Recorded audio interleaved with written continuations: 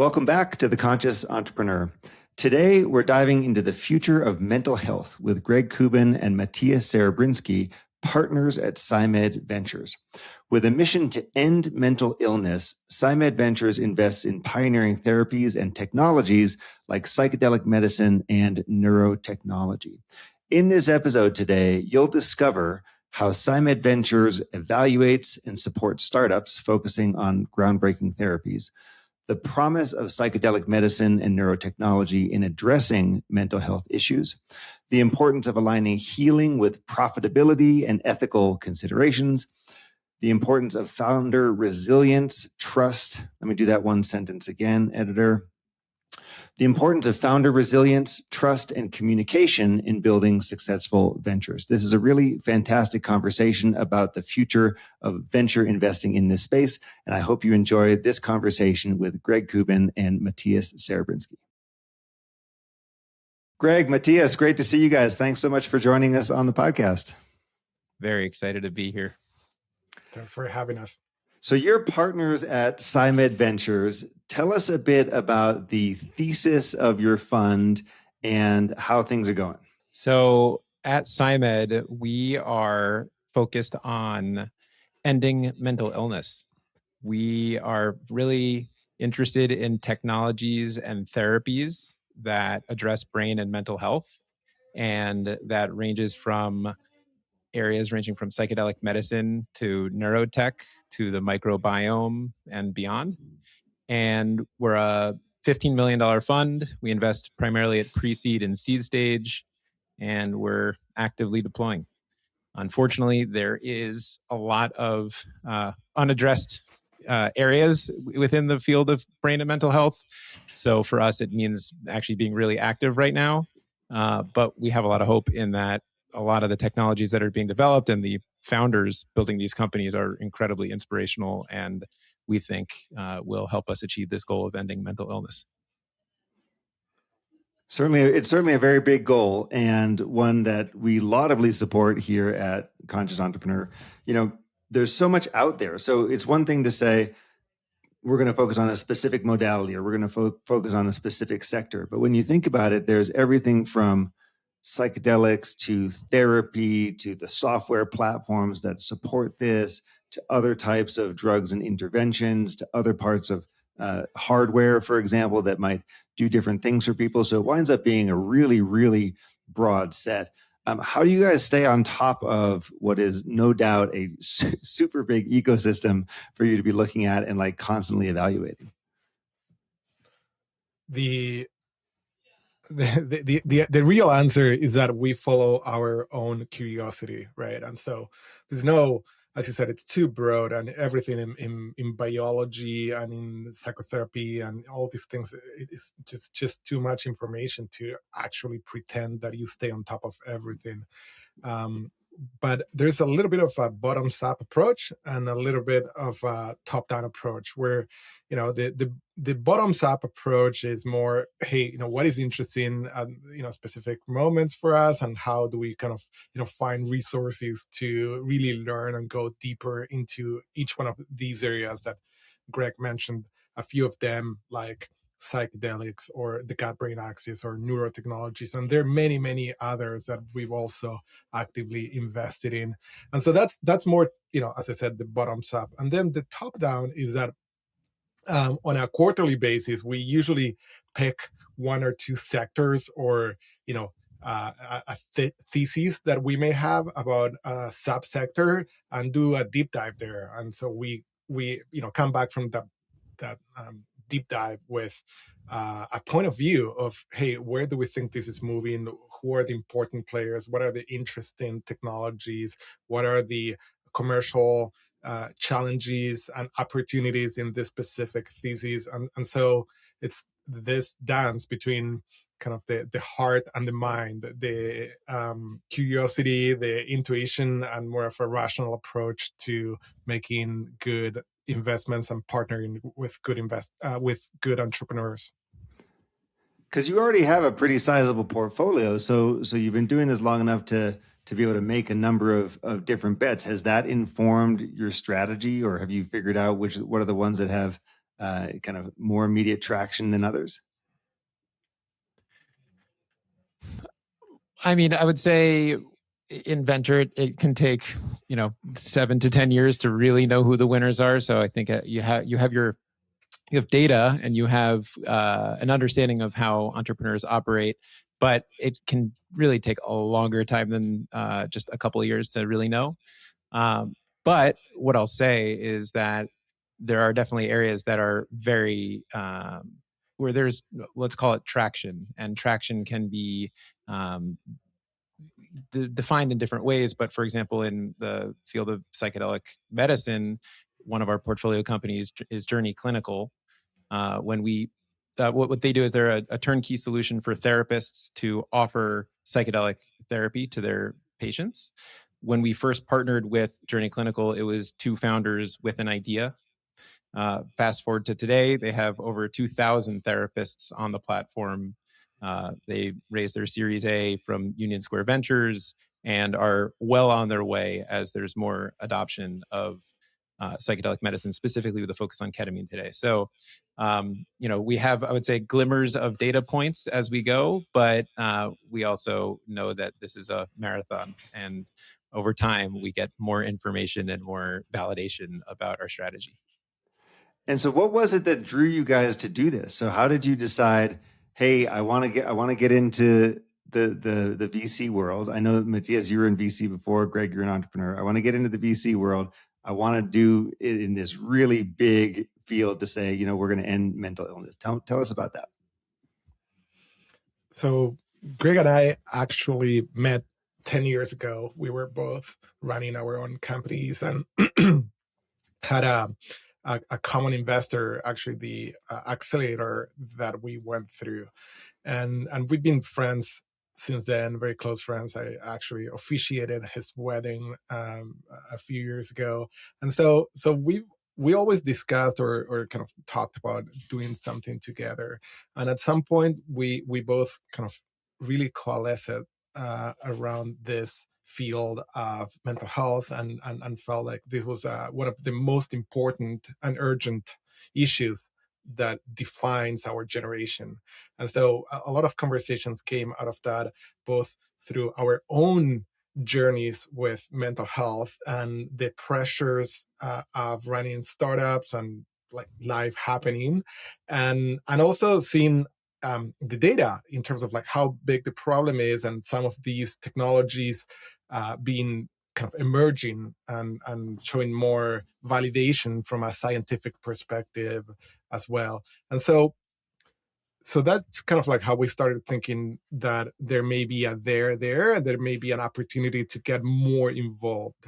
So that's kind of one part of the equation. I would say the other one is that when we started thinking how to do it, we realized that in particular psychedelics were at this tipping point where we had our own personal experiences with them. So kind of there was this like inner sense of something important happening, and also research from Hopkins, Imperial College of London, and many other important academic organizations that were showing the efficacy and the safety of these technologies. And so that's how we started thinking about investing and being more active in this field. I would say that when you talk about investing, for me, investing is a means to an end, right? Like it's a vehicle through which we have positive impact. So sometimes it's a little bit challenging to just identify myself as a venture investor, because in my mind, it's not the same to be investing in things that are really important and positive to the world, and some stuff that it may drive amazing returns, but it may not be something that matters, at least in my own worldview, right? And so how we think about it is that we don't get to choose between great returns and great societal impact. Without great returns, there's no chance to keep on doing this for many, many more decades. And without societal impact, it's like, why are we even focusing on this? Like, what's the point? Mm-hmm. Well, one of the ways I've seen you guys talk about this before is aligning healing, responsibility, and profitability together, like and those three parts kind of forming the thesis here. So healing of the person, responsibility, which I'll just guess here, but you can correct me if I'm wrong. Responsibility presumably meaning safe and effective use of some of these tools and medicines, and then profitability, delivering the returns that you're talking about there, Matias. What else can you say about that model? I mean, I think you nailed it. I think at the end of the day, when I just think about healthcare, broadly speaking, there are unfortunately a handful of companies that we've seen come along that have either prioritized growth at all costs, and that comes at the expense of patients, or have, in the other direction, let's say, prioritized. Let's call it a way to heal, but without understanding what the fundamental business model is, such that the organization can actually sustain itself long term. So for us, those are, I would say, the triad that ultimately makes a company fundable and aligned with our perspective. Mm-hmm. Great. So, Greg, tell us more about your journey to do this. Matias shared some of his background. Tell us about yours. Yeah, I mean, I would say where to start. For me, I would say mental health is a journey. It's not a one point in time, but can take years to a lifetime, I would say, to maintain equanimity and balance and resilience. I would say that similar to Matias's sort of path, for me, psychedelic medicine has been a really important modality as a way for me to connect with, let's call it my higher self. But I look at it as one of many tools. I'm interested in breath work.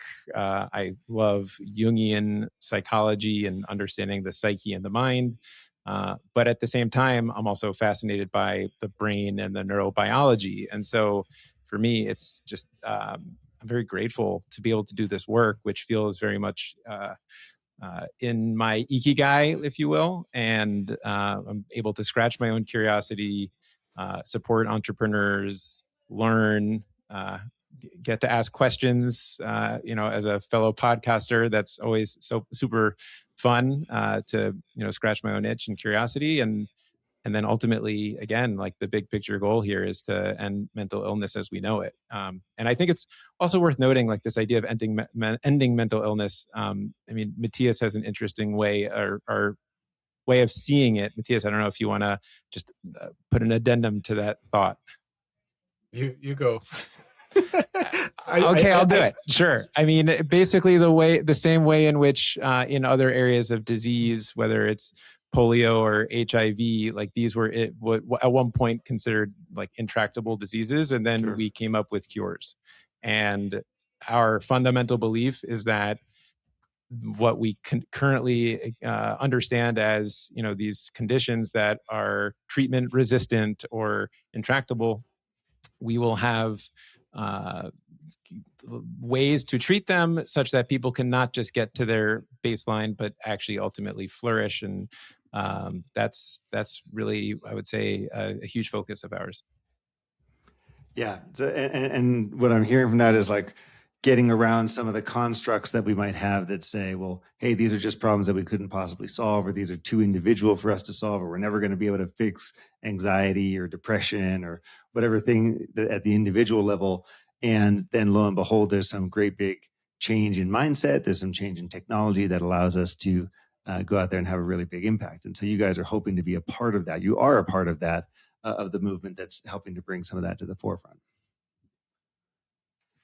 Yeah, that's a really good point. And we always talk about this, right? There's opportunities for impact from a startup perspective, but this is much bigger than just us. And so it requires changes in policy, changes in how we think of society itself. And so we're, humble and know that we're just this tiny piece of a much bigger puzzle, but I think it's a very important piece. And if you look at a lot of shifts in technology and in society over time, there's usually a component of that is technology itself as well. And so we hope that we can support the entrepreneurs that are creating those solutions as well.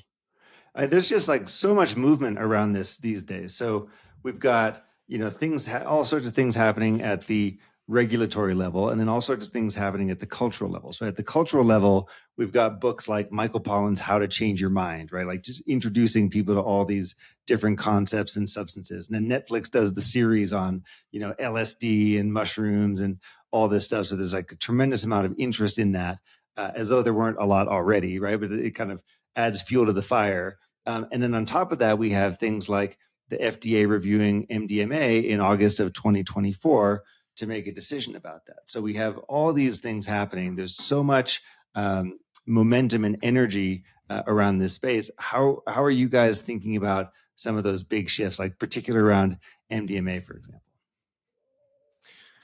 Well, it really matters when this episode goes live, because on August 11th is when the FDA is actually going to make their decision about approving MDMA or not. I think I look at the future as a distribution of possibilities. There's a couple ways that this can unfold. One is that MDMA gets approved, and that would be in conjunction with psychotherapy for PTSD. And if that were to happen, that it will be a watershed moment for this whole ecosystem and for the world, really. And hope that happens. What that opens the door for is, I guess, a couple things. One, MDMA potentially being not just long-term use for PTSD, which can be valuable for veterans and for people who experience significant trauma, but also maybe for a lot of other conditions. And so what that also would mean is it kind of creates a new way for drugs to be approved in combination with psychotherapy, which is generally not how the FDA rolls. So that would create an important precedent.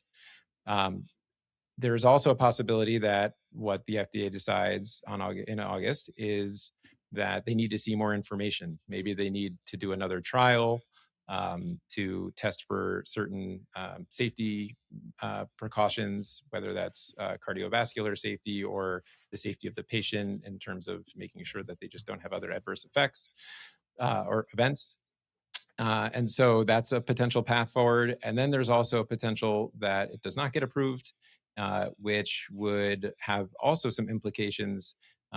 We'd have to better understand why it were to not be approved. But, for example, maybe that would open the door for more psychedelic companies that are developing therapies that are the drug product, but don't necessarily have the psychotherapy as part of it. Maybe that becomes a separate offering and let's call it insurance and regulatory pathway.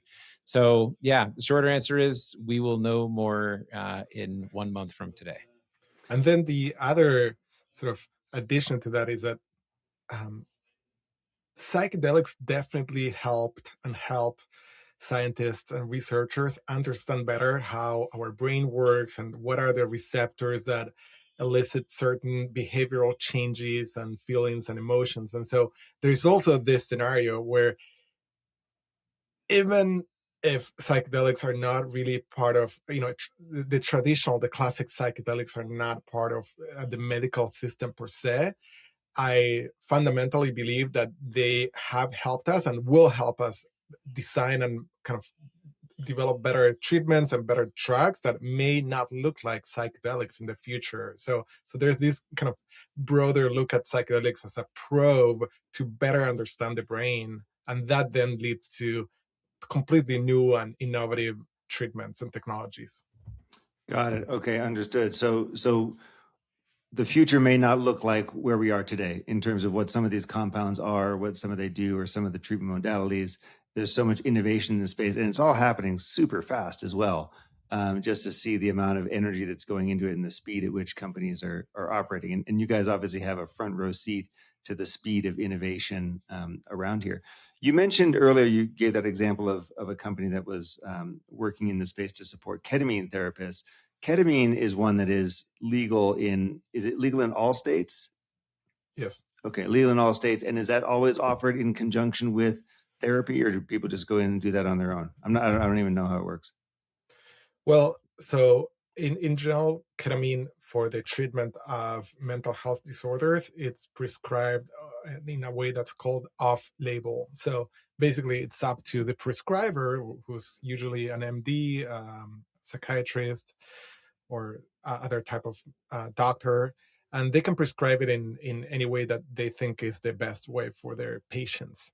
Having said that, the more common modalities for administering ketamine, both for depression or PTSD or any other mental health disorder, is either through IV, so through a drip, so intramuscular or intravenous, and that it's usually not offered in conjunction with psychotherapy. And then the other option is taken orally, and sometimes that is offered in conjunction with therapy, and sometimes it's not. So, it's the way that ketamine is offered for mental health disorders is extremely heterogeneous, and it changes a lot. In the case of the company that we invested in, which is called Journey Clinical, they empower psychotherapists to offer ketamine assisted psychotherapy. So by definition, ketamine assisted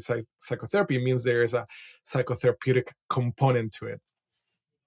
Yeah, and one thing I'll add is that Johnson & Johnson, through their pharmaceutical division, Janssen, they actually got FDA approval for an on-label ketamine therapeutic called Spravato, which is a nasal spray.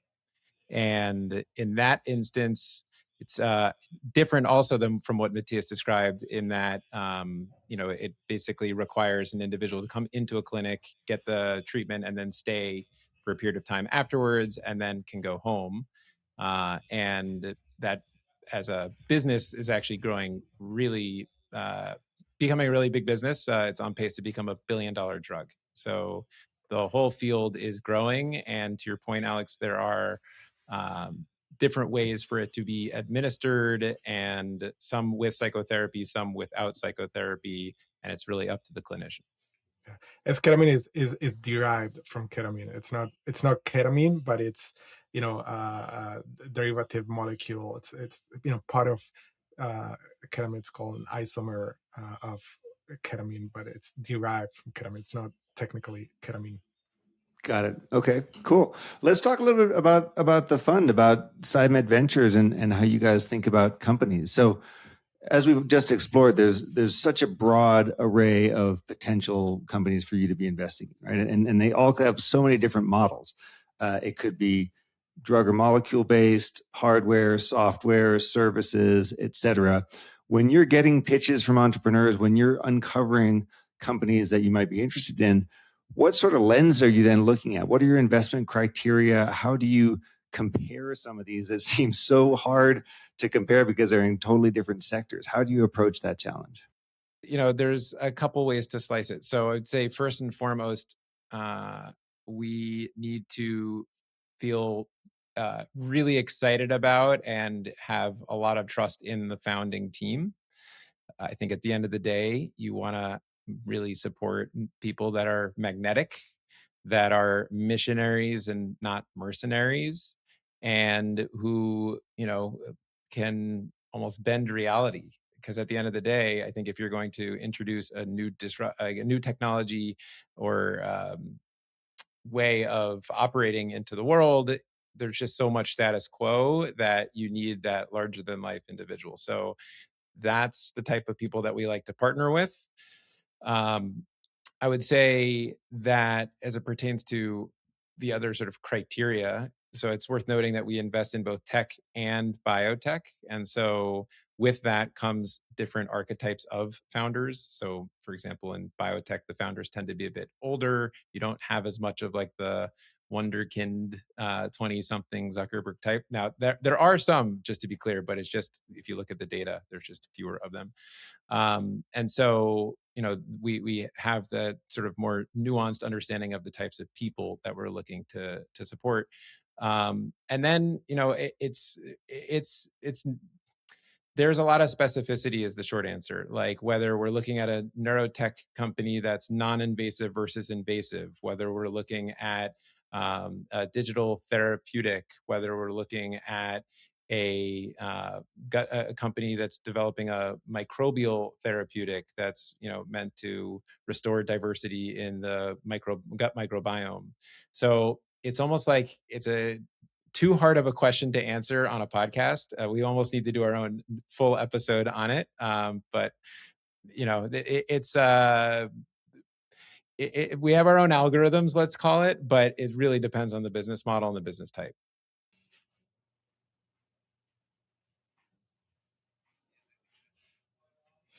Yeah, I mean, when you were asking how the companies are doing and how where we see more traction and less traction, that is a big learning that it's sort of almost universal. The best companies are always always led by exceptional founders, and so that's the first thing that we look for, and then we there's another kind of interesting heuristic in how we invest, which is that because we sometimes invest in biotech and sometimes in more kind of like traditional tech or health tech companies, it's important to understand which risks you're underwriting in each company. And usually in biotech, you're underwriting more of what's called technical risk, so engineering risk and scientific risk. And then in tech, you're usually more underwriting market risk. Yeah, so basically the question, if I build this, will people want it, right? Like, will someone pay for it? And so a lot of kind of the due diligence process is also about kind of, first of all, making sure that we understand which risks that we are underwriting, and then how we feel, what's our assessment of each one of those areas. And usually the heuristic is that you don't want to be underwriting all the risks at the same time, right? Like, like having a company that has a lot of market risk and a lot of engineering risk and a lot of technical risk on top of the execution risk, which is inherent to startups, that may be a little bit too much. Okay, so really being clear on that. And for in the biotech world, of course, the question is like, is this thing going to work? Like, does it? And that's what you mean by technical risk. And then on the tech side, it's more, are we going to find adoption? Are people going to like it product? Is it going to be sticky? Is it going to deliver the value proposition? So we have to be aware of both of those. The impression that I have of looking at the PsyMed business model, and correct me if I'm wrong, is you seem to do a lot around building community as well. So I know you've got the podcast, which is Business Trip. You've done conferences. You're out at South by Southwest. You're doing all this stuff. You've hosted your own meetings and unconferences themselves. How important is it for you to see this ecosystem grow, and what kind of part do you find yourself playing in that ecosystem? Well, so if you think of what is sort of the advantage of being a fund that's focused or specialized in this field, is exactly that, right? We can have a community, an ecosystem of people that are all thinking and working towards a goal, and we can be the ones that ignite that as kind of advantages of being an investor that's looking at the entire field and not maybe just one technology or sort of only one company. So in that sense, is very important. I think the other way that's really important is that when I was at NVIDIA, as you mentioned, Alex, I was on a venture role before starting PsyMed. If you think of NVIDIA and why we were investing and supporting startups that were working in AI, was because those startups would be the ones that then would be buying the products that NVIDIA sells for AI, right? And I think there's a very kind of like clear parallel here as well, where what we want to do is inspire more founders to start companies in this field, because that matters. And it also matters because hopefully those founders want to partner with us once they start those companies. So that is another kind of way of thinking about a community. You've both been founders, and you now have invested in lots of other companies. So you're very aware of what founders go through on a daily basis, the ups and the downs, and the feelings of terror and euphoria. And you're familiar with just the general kind of sense of like how much commitment a founder will have, right? And that's such a big deal. At the Conscious Entrepreneur Summit, for example, we spend a lot of time talking about inner resilience, inner strength, how to make sure that you have the resources that you need to set yourself up for success for the long game. How do you guys, based on your own experiences, how do you guys coach and work with the founders that you're supporting when they're going through the ups and downs of their journey? So, the goal here for PsyMed is to end mental illness. Obviously, mental illness is hopefully something that's not prevalent in the CEOs and founders that you're working with, but certainly stress can be, anxiety can be, they can have a lot of stuff going on. How do you tend to work with folks who are going through the ups and downs in their journey? Well, I think first, in order to be supportive in that capacity, I think you first need to really establish a relationship that's based in trust and transparency and vulnerability. I would say that most of the founders that we are, have backed, we're texting with, and with that comes, let's call it, more familiarity and ability to not be as formal, really. And so you're able to check in, you're able to be a resource and a phone call away from working through stuff. And so to me, I think that's like a really important component in terms of how we just engage. And frankly, it's similar to how I engage with Matias, and it's similar to how I engage with a lot of my friends. So I think that like being able to be seen as not an investor on the other side of the table, but really in their corner and wanting to support in that kind of way is something that's incredibly important. And I think the other thing that comes up with being a trusted partner is just knowing that it's okay to, like, our preference is always to understand if something is wrong early, so that we can really talk about it and work through it. And with that comes clarity for both sides. And so I think it's communication. It really comes down to setting expectations around your availability and what you can offer and how you can support, and then being there when stuff hits the fan. Yeah. Which inevitably it does, right? things do hit the fan. It happens. Do you guys do any founder retreats or cohorts or anything like that to support? No, we don't do sort of an organized way of like a cohort. There's a couple of things. What we do is annual conference where we invite all our sort of core community advisors, LPs, and founders, and broader community of people that also are very invested in this field. And intentionally, it's called an unconference. It's unstructured, and it's very kind of participant led. And many times there's beautiful conversations that arise out of that. But you bring a good point. It's something that Greg and I have been discussing in terms of how do we and that event is so powerful. It's the same. I many times think about how a retreat is for many folks, right? Like where they have this very intense experience for maybe a weekend, but then you need to start thinking, how do I integrate that for the other 51 weeks of the year? And we're actively thinking through that. To your point, Alex, also of how do we support entrepreneurs? I think we don't sugarcoat it, in the sense of starting a company is really, really hard, and there's no way of making it easy. It's just not easy, right? And so there's a quote that I like a lot, which is, when there is awareness, there is choice.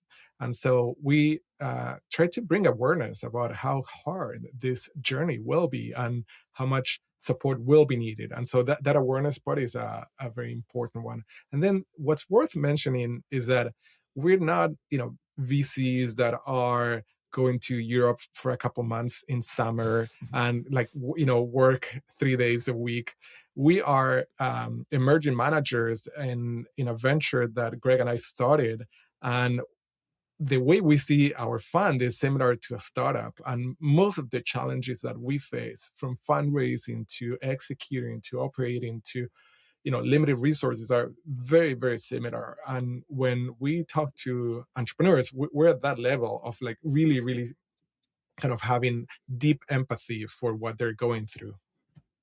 Yeah, and that's what Greg was talking about when you're talking about starting with vulnerability in these conversations, right? So for the entrepreneurs to understand that, yes, you're playing different roles in the success of the business, but we're both approaching this with a certain amount of resources, certain amount of fear or stress or whatever emotions are coming up. That's a great way to level set and to reduce the power offset that happens sometimes between investors and founders. And I think that's a really strong foundation for trust and communication as well.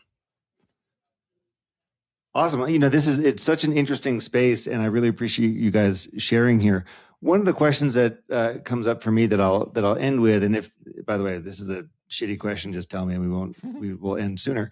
Great. Awesome. Well, hey, thanks both of you for joining, Greg and Matias.